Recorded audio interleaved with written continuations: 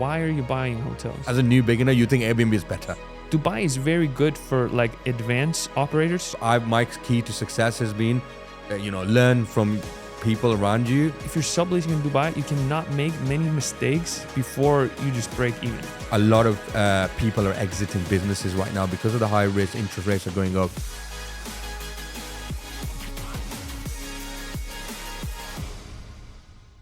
My name is Bergthor Palsson. I'm on a mission to sublease 100 apartments in Dubai, currently at 10 units. With me in the studio is Adam Reina. He's got a massive portfolio of Airbnb apartments. You got like 150 of them spread across UK, Dubai, and you're buying businesses. You got a real estate agency. I think I heard you were buying hotels as well. Correct, yeah. Thank you so much for coming. No problem. Thank you for the invitation. Yeah, you got it. In the Dubai heat. Yeah, crazy, man. Yeah, you had some problems with traffic. Yeah, traffic is getting bad in Dubai. Well, it's good for tourism, right? It's good for Airbnb. I guess so. So tell me, like, you're doing so many things. Where is your focus right now? Where are you seeing the biggest opportunity, and what are you spending the most time on right now? So I'll just do an introduction about myself. So thank you for a good introduction. I am doing a lot of things. I'm a very passionate guy. I'm very energetic. I love exploring new things. But my main forte has been Airbnb rentals, short-term rentals, which is how I started, and in real estate. So it's interlinked.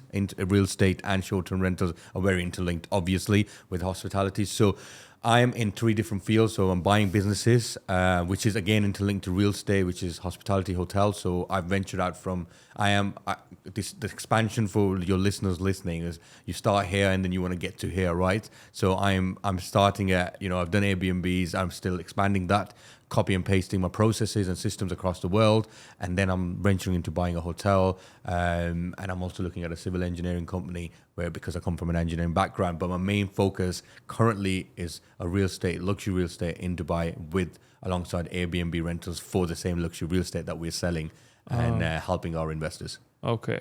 So you're like mostly focusing on the real estate agency that's selling like luxury real estate, and you take a percentage of that, and then you're trying to trickle leads down from that to your Airbnb. Correct, yeah.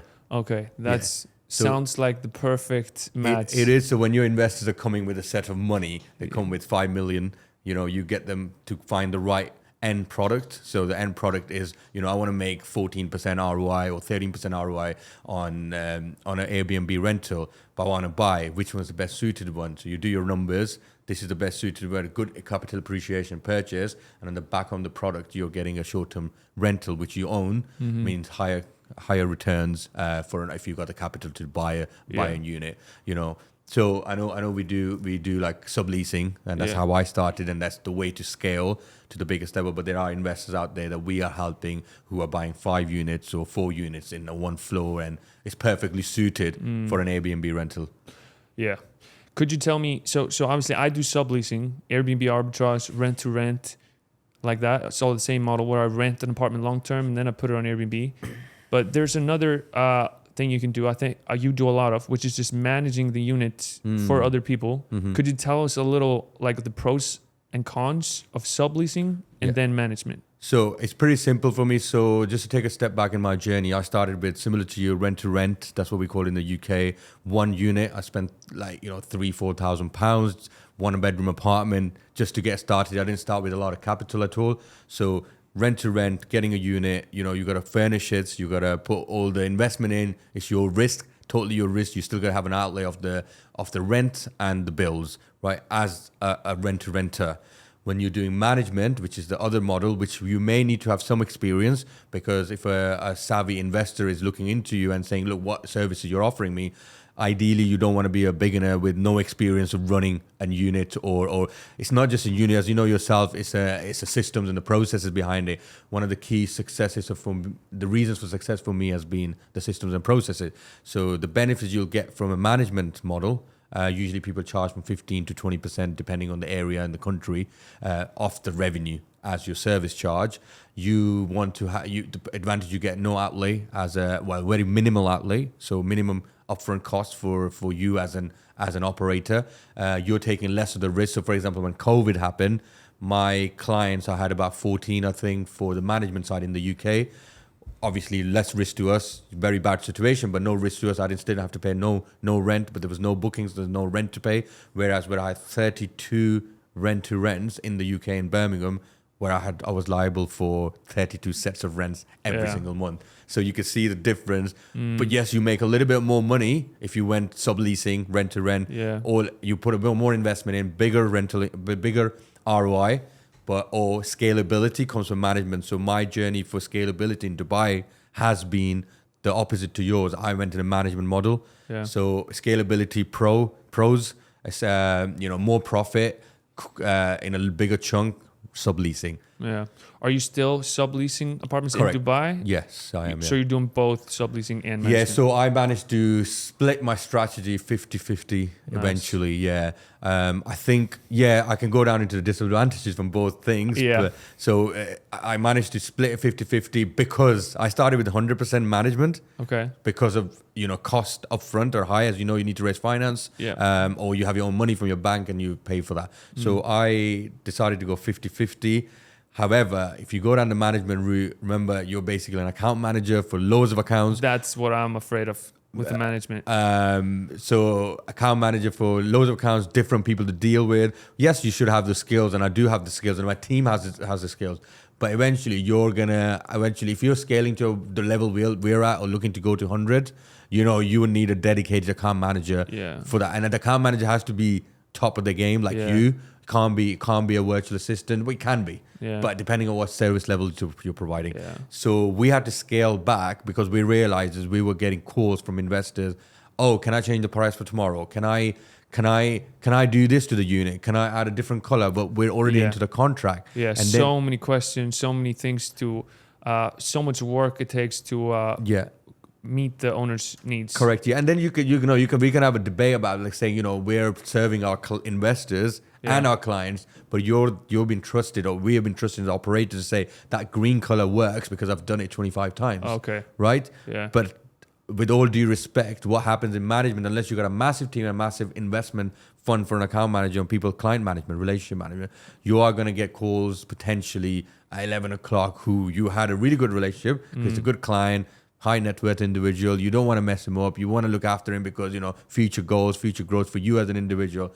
And that would be the client and say, look, I really think I should change that, because for them it's one unit. It's on Airbnb most of the time. For you got 25 units. So for them is they go to sleep thinking, oh, it's my Airbnb making this much money. Or maybe I've seen this on TikTok. Or I've seen your, I've had someone send me your reels and say, look, I've seen this. I say, yeah, sure, we can learn from that. Oh, so like the owners are actually sending what I'm posting. Wow, that's cool. It's a good thing. So we learn from that. Like, always taking, you've done this. Why can't we do this and grow? My key to success has been, learn from people around you and do better, because you're always continuously improving. Yeah, I'm excited to learn about you. I want to ask you a lot about buying businesses and what the system, how that works. But before we go into that, I want to both hear about your story just a little bit, and then also what's your portfolio like now? How many apartments do you have in the UK? How many do you have in Dubai? What's that like? So we have, I'm going to send them about 118 in the UK. So we have Liverpool, Birmingham, Manchester, and Scotland. Yeah.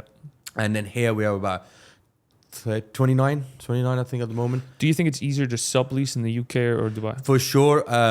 I tell you the reasons for subleasing easier in the UK, because you pay monthly rental. So your outlay, so we're taking on a block of, so UK's buildings are slightly different. So you can take on a block of a building which got 19 apartments. We're literally just signing the commercial lease. Hopefully we'll go through. That's much easier because my outlay of £22,000 a month is per month, not 22,000 times two checks, right? It's not 100. If the total lease is 262,000, I'm not paying £262,000 up front or divide by two for two checks or three checks. So for that reason, my outlay is cash flow purposes. It makes it much easier to grow quicker. Also, that's what I tell to so many people that want to start subleasing. I tell them, like, take a look at your home country first, because Dubai is very good for like advanced operators. Like if you want to scale really much, because the regulations are very clear. There's a lot of apartments. They're all in a similar spot. There's a lot of good things for scaling. But if you're just starting out, you might be better off checking it out in your home country, because I feel like in almost every country, it's easier. There's less competition. You can make more mistakes and still be profitable. because if you're subleasing in Dubai, you cannot make many mistakes before you just break even. Do you agree? Do you agree with that? 100% agree. So I expanded my holiday rentals Airbnb business in 2020, end of 2020, January 2021. And honestly, it was the best time to make money in Airbnb in Dubai.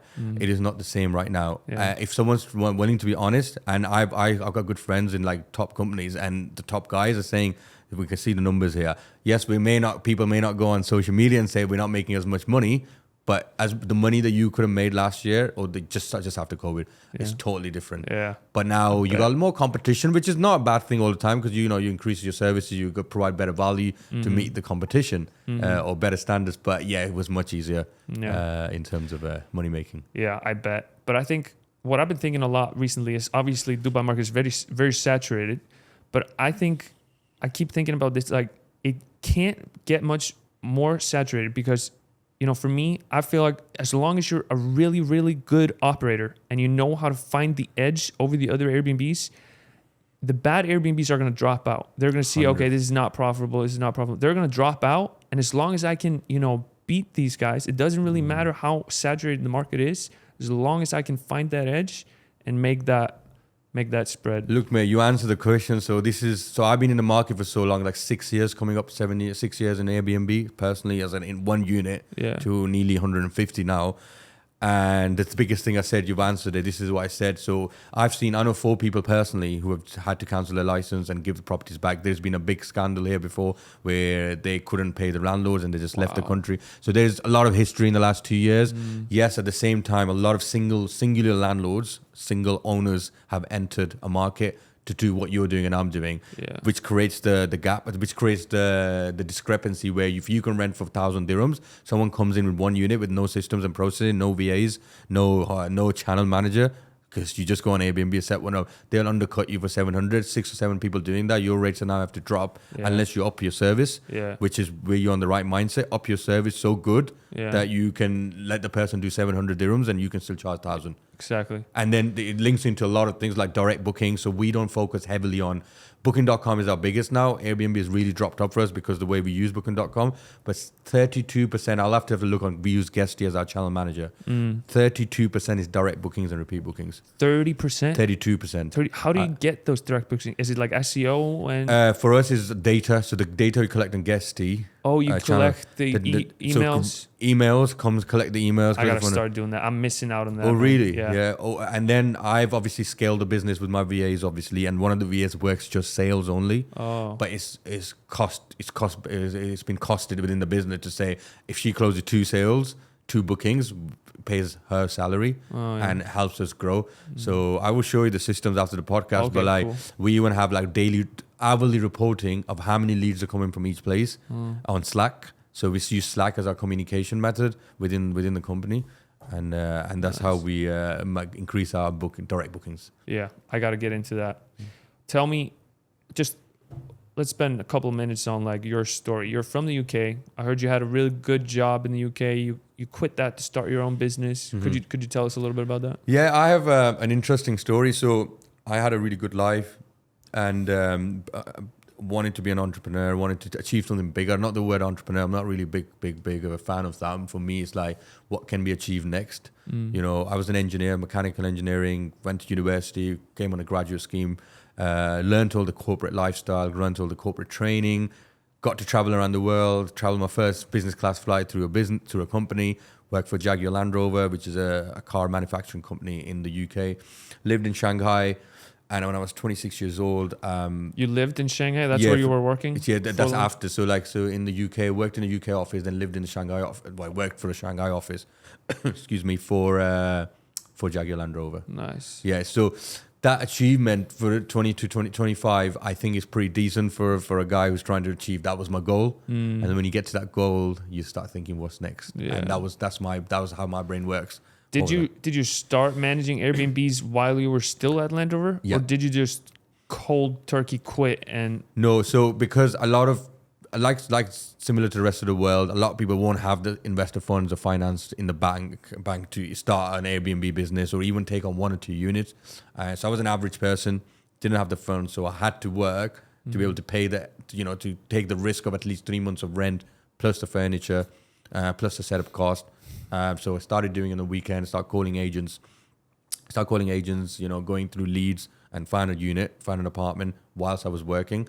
And then, like my mind comes from engineering. So I said, what processes can I put in place? Go on Google, find cleaners, literally started with nothing, no coaching. Although I did start getting coaching after 6 months to make sure I get the right processes in. So whilst I was working in Jaguar Land Rover on the weekend, I did all this work. Once I had it set up, put the right cleaners in, contracted maintenance, contracted cleaners in the UK. And so I balanced work and Airbnb. So after how many apartments did you get before you quit Land Rover? I had 10 apartments. Nice. Yeah. Dude, I have such a similar story. Yeah. Like I've listened to you in a lot of podcasts. I've heard this story before. So, and every time I like resonate with it, because I was an insurance broker and I was making like good money, like $10,000 a month, which is really good for like 24. What the age I was at the time, and I was just buying apartments with all that money, and then I put one of them on Airbnb, and it worked so well. I was like, okay, I gotta go all into this. Yeah. And then I started doing like subleasing when I was at 7 or 8 apartments. That's when I quit the insurance business. Just went all into that. So it's about 2 years since that. Look, subleasing and rent to rent, what it's called in the UK, is the way to scale to the maximum level. So eventually you will run out of cash. Yeah. Unless you start raising investor finance. That's another department of life that people need to get good at. Because one of the reasons I've been able to expand and even buy businesses is because I can raise investor finance. Like the deal I'm doing in the UK is a private finance. Now, once you have a business running long enough in the European countries at least, there's angles in business banking that they will lend you £500,000 pounds, £1 million pounds, depending on how much revenue you have. Yeah. Like there are like rows of smart ways to get financing, but that's another subject that people need to really educate themselves on. I want to drop into that just a little bit. So take my situation. I'm going to be running out of funds pretty soon. I can only set up like 3 or 4 apartments every month with my income coming from Iceland. So, but if I want to scale as fast as I want to scale, I need to find a way to get investors' funds. What would you recommend, like taking a look at? What is the best way? So you have to go down because you may not have. So let's talk about Dubai. Dubai is a hot market, real estate, booming, and I can only see this going up in the next 10 years. Airbnb, I can only see this going up in the next 10 years because I always look at long term. Yes, I attack my goals in smaller chunks, but 10 years, migration is going to increase. So these are the benefits. And when you see these benefits, when me and you see it, the investors, private investors, people with money will see this. So I'm an investor myself. So I'm not just an operator now. So I see this. I invest in multiple things separately. So what I would recommend for you or people listening is reach out to your network or your extended network where you have this opportunity, you have these benefits with an ROI of return. So I'm raising finance, as I said, for the 19 apartments. It's a block of apartments. Raising finance, private finance, on back of the opportunity that's been created for me and my investor through monetizing it. So to a result of like we're making 130,000 net profit over the year. Out of that, we will pay interest on that 17,000, and the capital we'll use. So we'll get a capital of say 70,000 pounds. I'm just using an example of numbers. Pay interest of 16,000 on top of that, or I think it's 14. We're giving the opportunity, saying we're making 120,000 here. This is the forecast. We've proven our credibility, just like yourself. Even if you've done one apartment, that's credibility. You have that. You come to me on the table, say, I want 100,000 pounds or whatever you want. You say, I will give you back 16%, 13%, 12%, whatever you agree with the private investor. Cost it in with your total profit. You raise the finance on back of that, saying, you're going to become a partner with me. Okay. Does it always have to give shares in the business, or can it just be a fixed return? That's fixed. I'm talking about fixed return. So you would do a fixed return of say 12% on 100K. Dude, I would love that, because in the beginning when I was looking for investors, I always came with the offer of just fixed return, but they always wanted shares in the company or shares in a couple of apartments. How do you convince the owner, and where do you find these people to give you a fixed return loan? You find them in the same circles that you're looking, or maybe go to expand your network by going to different industries, not just the Airbnb or the real estate. Start talking to corporate people. A lot of corporate people, say I use my example where I used to work, they don't want any involvement in work running an Airbnb. Yeah, they may say, I want, I don't know, 5% share or 10% share, and I don't want involvement. But then we got to realize if your value proposition is so good, you're saying I'm giving you £12,000 on the 100K for no work and very minimal risk because this is my history or this is my knowledge. So me and you have a little bit of history, but there are new beginners who don't have zero history. But if they can educate themselves so well and put the right systems and processes in it, any sane investor who does the risk analysis and says, I can see you will make £140,000 in the whole year. You're able to pay back my 100 plus to 12 and have a little bit of profit because you have this system, because you have this process, because you have this employee, and because you have the skills to manage the business. So people buy into people. So remember that people are buying into you. I come to the podcast today because I'm buying into you. I don't attend all our podcasts, right? I bought into you and I spoke to you, right? So people are buying. Investor mindset is exactly the same. They're buying into you, likability, and what credibility you're bringing. Yeah, I gotcha.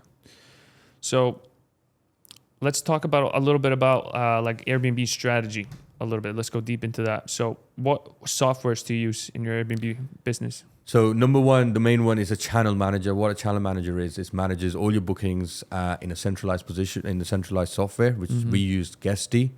It's very good software. There's other softwares called Tookheats. I use Hostaway. Hostaway is another one. Yeah. So there's many. We use Guesty because it has the most automation. Probably the most expensive, but for a larger business, you get your account manager. Everything is like really corporate, which is... It's really good. I've seen it. Yeah. It's worth paying that, whatever number we pay, it's worth paying because it makes it so easy for your team. Yeah. Training. They also give you training. They have like monthly meetings and, all of that stuff comes with that package. Yeah. And to give people a little... so with this system, you can like set automated messages. You can set like automated reviews. You can do all kinds of automated payments. Yeah. Automated messages, like you said, repeat messages. You can run promotions. You can say 60 days later, I want to retarget Mr. X. Oh, like email sequences. Oh, that's good. Yeah. Also, you can give. So if you're running a management model, like we talked about earlier, you can say, Mr. Investor, you have access to your listing and the bookings. You can see who's booked what price they booked, and what's your calendar like for the next 2 months. So a portal for your investors as well. What else can you do? You can have accounting on it. You can also have a dashboard where you can see, I've had 25 guests check in today, 23 checking in tomorrow, 24 checking out the day after. All of this dashboard on the one page. So it's really good for your team, very good for visuals and management. And regarding pricing, what do you use there? We use Price Lab. Probably, I think you've seen you do as well. I think that's the best tool in the world at the moment for the cost return. Like I think it's $15 a property. Yeah. The return for $15, like you can make so much more money because of how it's like AI, right? So it's taking information from around the world, around the area, hotels and Airbnbs, and giving you the right data to make the right decision. Yeah, true. What else? Do you use virtual assistants? So we use Slack, which I said about communication. It's like a WhatsApp for business type of thing. Nice. So Slack has different channels in it. You can create different channels, say cleaning. You can create operations. We've got payments. We've got reviews. We've got sales. And then if you have many members, even if you have one, we need to get in the habit of having processes and systems. So that's one of our systems. And what that does, it keeps it very... So I have Dubai and UK. So I have 2 different channels. So only Dubai team can see the Dubai channel, and then when I'm messaging in Dubai, I'm saying, guys, what's going on here? It only goes to the Dubai team, doesn't bother the UK team, and they don't need to get confused with so many messages. So it's like WhatsApp, but very well organized and especially designed for work environments. Okay. So that's a good tool. We also use something called, may not apply here because I think we use contracted cleaners here. I'm sure you do the same. Yeah. In the UK, I have my own cleaning company. So we have an app on the phone for each this app's called properly.com that allows each cleaner to log in, take pictures, track the time, track the GPS location, and turn up to work on time, just like and gives them the job notification when the next job is. So we use that app, very streamlined, very easily managed. We just have to hit a button to say, or you can link it to Guesty against each checkout. What about virtual assistants or employees? Do you have them here, or do you virtual assistants are in Philippines? Yeah. So how many do you have? We have 6. Nice. Yeah, and they handle all the communication. What sales. else? They also do my sales. So they do lead generation. So a lot of them so the data, I have 1,000 people. Yeah. But we retarget them. So especially we're in a low season in the UK now, winter. So we're like retargeting the last 6 months of guest stayed, daily tasks, call 25 people on the Excel sheet, record what, if they're interested, if it's a warm lead, if it becomes a hot lead, offer them a discount. So one of the girls do that. 2, we have shifts. So we don't run a 24-hour shift, but we run nearly a 24-hour shift with 3 VAs. Okay. So that's 4. And then I have a lot of admin stuff, which is for my business buying, so they're in region. Yeah. So I have about 6 VAs, which rotate around. I gotcha. Can you tell me your spread, like where the bookings come from? Like how much do you get from Airbnb, how much do you get from Booking.com, and how much direct? So Booking.com is quite high now for us, about 40, 45, 32, I said, for direct bookings, and about 30% for Airbnb. Just 30% Airbnb? Yeah, so when I started out, Airbnb was like 75% for us. Honestly, it's only in the last year I've tried to realize how is it switched to Booking.com, and I'll tell you why it switched, and now I have an answer. It happened. We did it. We didn't realize how it happened, but we know why it happened. We optimize our Booking.com so well that like we're on page number 1, at least for the UK. Dubai we're still working on. UK, all our properties are on page 1. How do you optimize? Just make the listing better, more descriptions? So this is where I have a love-hate relationship with Booking.com, and then I used to think Airbnb is like much. You would, as a new beginner, you think Airbnb is better. So much more. But it's not. Yeah. When you start thinking that you're out competing the other competitor because they can't be bothered to work on Booking.com because it's created for advanced users, or hotels because they have a team. All hotels have a Booking.com management team, for example, right? So we need a virtual assistant, or you do it to start with. For example, promotions. Promotions change every month. Is that important? Yeah. What do you, like giving like extra discounts for this time frame? Yeah. Is it really that important? Very important, because what that does. So one of the main things in Booking.com, if you go in there, understand the algorithms, how it works is how many clicks versus how many clicks times booking is the algorithm. If you run a promotion and if you can get 100 clicks instead of 2 clicks because of the promotion, yes, you're making 10% less, but there are ways to counter that as well, where you can charge an extra service charge. If you can get 100 clicks over someone like you, we're going to get 2 clicks, my rankings are going to get pushed up over the next 2 to 3 months.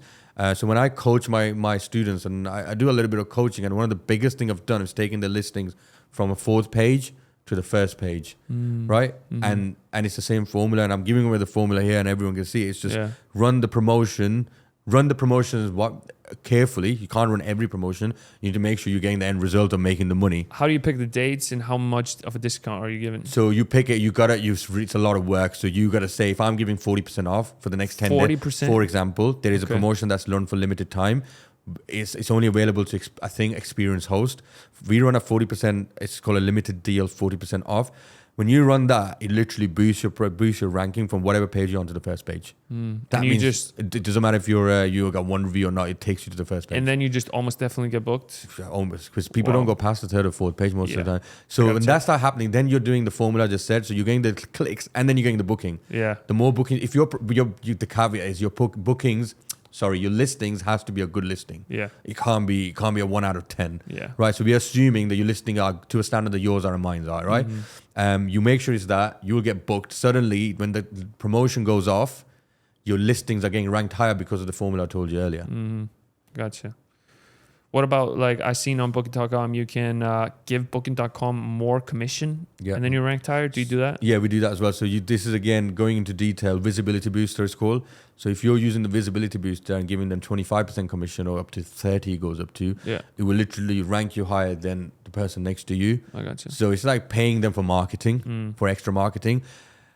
How I summarize this is like, if you use this different preferred program, genius program, if you use all of these in the right time, and you manage your end result of the price must pay you out a profit, and you do this over 3 to 5 months, you eventually organically will start ranking higher on Booking.com and on their Google searches as well, because they're obviously on other platforms, not just Booking.com itself, because you've had so many clicks and so many bookings. Yeah. So you gotta formulate your strategy that for the next 3 months, I'm gonna use these promotions, use this visibility booster whilst managing my profit margins. And over 4 months, my organic clicks, my paid clicks will turn into organic clicks, which means you'll be ranked higher. And Booking.com, you have bigger reach on Booking.com for your world clients compared to Airbnb. So it means you're getting a higher payout and higher rates. There's so many things like that I haven't tapped into that, like, I got to get into ASAP. Yeah.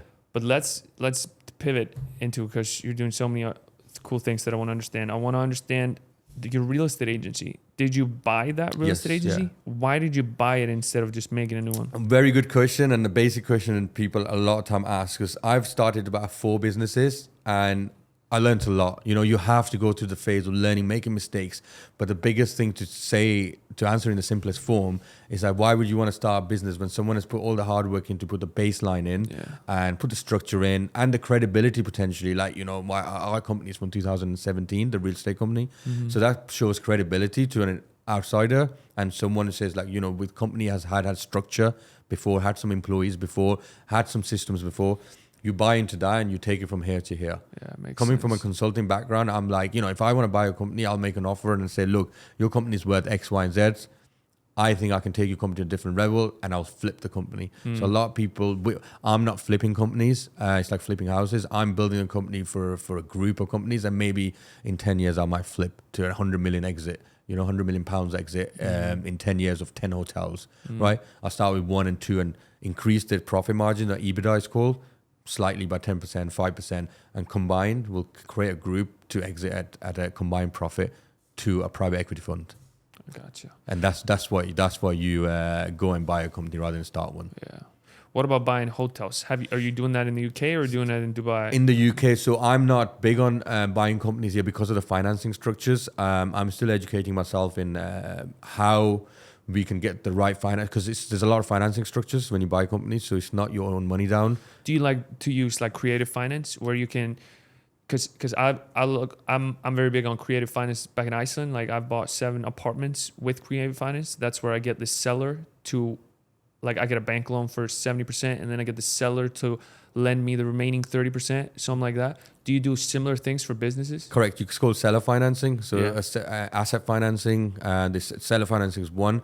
You know, you get the seller to do exactly what you just said in a business, and you know, keeping it quick. You know, a lot of people think, oh, it might be easy, but you got to look at what the reasons they want to exit. You know, they might be retiring, so they might not want to take the 4 million on day one.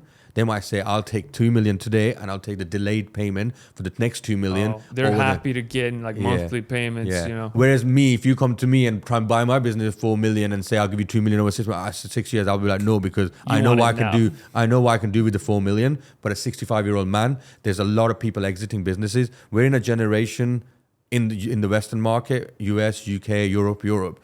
A lot of people are exiting businesses right now because of the high risk. Interest rates are going up. A lot of older people, older generation. This is our time to like catch on and say, look, you've done this for 20 years. Now you're 60 years old. Thank you very much. You've done a great job. They probably wouldn't want to let go emotionally because 20 years is a long time, different mindset. And they say, look, I'm going to take this to add another 25 units on the empty land next door, and I'm going to improve the processes, and I'm going to bring social media in, and I'm going to bring better marketing in. Suddenly you're taking the EBITDA, the profit margin, your net profit margin that you have from say £500,000 to £700,000. Now your value of your company's gone up, and if you want to flip, and you'll be able to flip. Yeah, that's what I think. Like I'm super interested in this topic because I don't think I'm going to be subleasing forever. I think I'm going to spend the next year or two growing my Airbnb business here, but at some point I think I'm going to like evolve, and I'm going to want to be doing different things just like you evolved. And buying hotels is something that really interested me because I got that hospitality skill. But it's like you get that appreciation. You know, the hotel is going to raise in value and all of that. Can you tell me a little bit about like, when you buy this hotel, do you get a lot of cash flow, or is it mostly for the appreciation, or what are the benefits? Why are you buying hotels? For me, it is cash flow. So the EBITDA is the profit, the earnings, you know, before tax, and so it's the profit that you want to have as cash flow. Sometimes, depending on the strategy, for me, it's cash flow because I don't want to buy something which is turning over 3 million, and then you're spending in 3.1 million, and then you gotta gap the 100k, or you're getting 3 million and spending 3 million. It's like you're just buying another headache, because then I might as well just buy real estate, right? I might as well just buy real estate for capital appreciation. So when you're buying a business, you want to make sure, yes, you're talking about real estate capital appreciation, because the business is not going to appreciate unless you add value to the business. Okay. As in, like, you improve interior design, you might make it better. You know, you might improve, cut down overheads, right? That's what increase the profit margin means. The profit of the company value increases, correct? Yeah. So if you're buying for capital of real estate appreciation and you're not making profit on a business which is not making profit, there's no point buying it. You might as well just buy real estate, which will capital appreciate, and there's no hands-on. I got you. So if you're buying a business, you want to make sure there's enough cash flow to be able to cover the expenses, and then you're getting into a business to improve it. Okay. So I want to understand it a little bit better. So these hotels, there's like boutique hotels, like smaller hotels. Yeah. I would say no more than the EBITDA is no more than 500K, 600K. Okay. So say you buy a hotel, can you get a 70% mortgage from the bank in the UK, or how much? Yeah, so commercial loan, so you get a commercial mortgage. So the one we're doing right now is a commercial mortgage for 2.8 million.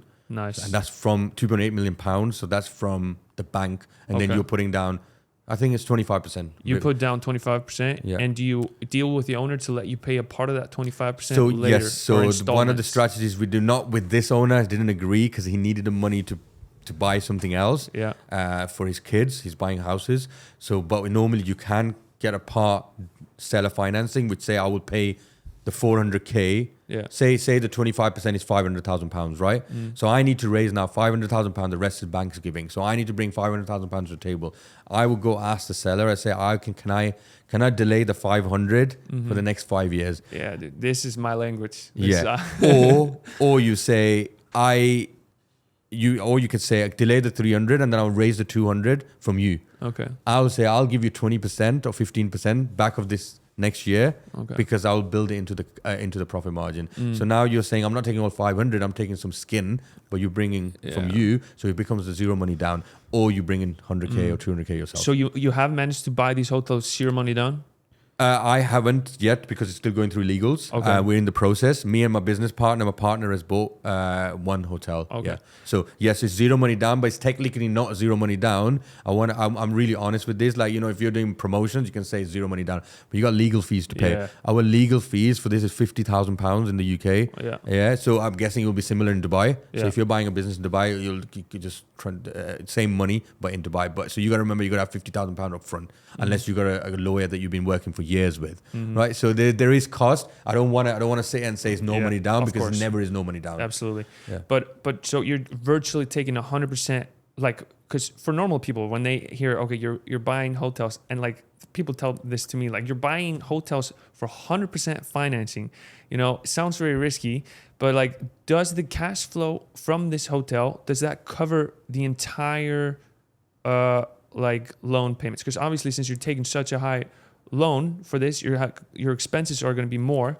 Does the cash flow from the hotel cover everything and more? Very good question. The debt cover ratio is very important. So we want to make sure that if the turnover is 500, say turnover is 3 million, I need to make sure that turnover is just turnover. I need to make sure the profit, say the profit is £500,000, right? £500,000 profit, but my interest and my capital repayments has to be less than the 500. So yes, there is an Excel sheet like I have in my process that I'll put these numbers in. I'll say interest 16%, interest to the seller is 15%. What is that interest equals to? This £4,000 a month, £3,000 a month here. The mortgage is £17,000 a month. What is my monthly profit margin? So monthly profit on this one was 36,000, and I think the interest payment and all these capital repayments were like 20. I think like 25. So we're making about 10,000. We're making about £10,000. So yes, to answer your question, we make sure that the interest and the capital repayments to the private investors is covered from the profit, from the net profit. I love this. I love this topic, man. We got to wrap it up. We got 2 more minutes. I could speak to you for 1 more hour, but like when I look at you, I feel like you're like doing similar things with me, but 5 years ahead of me. So I wanna hear from you. Like you've watched me on social media a little bit. What gaps do you see? What kind of mistakes do you think I'm making? What would you do if you were me? Yeah, I wouldn't call them mistakes. I would say opportunities. Okay. So one, expand your network as much as possible. Go into detail yourself, but outsource as quickly as possible. As long as you understand the whole process yourself, outsource as possible and expand your own network, which you are doing, like sitting next to me. We're learning, you learned something today, I've learned something. And then really look at I think you're in the same journey as me. I'm not sure exactly how you're going to do this, but for me, it's like, I'm getting 10 units, but how am I going to get the 200 units? So taking the steps for the 200 units or buying a business needs to start today. So it's opportunities, creating your opportunities, which will pay you back in the next 2 years. But don't make your goals bigger than what's imaginable right now, because once you get to 200, you will like, why didn't I think of 200? Or I was thinking of 100, right? Yeah. So opportunities into going into expanding your network more, which I guess you're doing through podcasts, but rather than being so detailed into like setting up things and stuff. Say, look, I can outsource this to a Yeah. best interior design in the house or a best interior design property manager. I got you. Yeah. Yeah, I saw you went to Miami to do some Yeah. networking there. Well, that's what I did. So Daniel G is one of the biggest sales trainers in the world. So I'm learning a lot. Was it like a mastermind kind of Mastermind, yeah. So I'm very big on personal development and coaching. So when I'm like coaching someone else, I'm telling you something, I want to learn to Yeah. get to the next level. This guy's doing millions in sales, and I'm like, why am I thinking 3 million? I need to get to 100 million. And this is where I'm expanding my network in different countries. thing? Nice. Yeah. All right, man. We got they're kicking us out. So we're thank you so much for coming. Well, it's been a pleasure. Anything like where can people book your apartments? So they can find me on Instagram. So Adam R777. Cool. It's my Instagram. From there, there's links to booking apartments to our page and my real estate company. And if anyone wants to get in touch, Yeah, and if any- anyone wants to buy apartments, they Yeah. can talk to you too. yeah, if anyone wants to buy anything and advice, we'll give you good advice, and then they can decide what they want to do. And we have a lot of experience in Airbnb rentals and real estate. Perfect, man. Thank you so very much much. for coming. It's been a pleasure.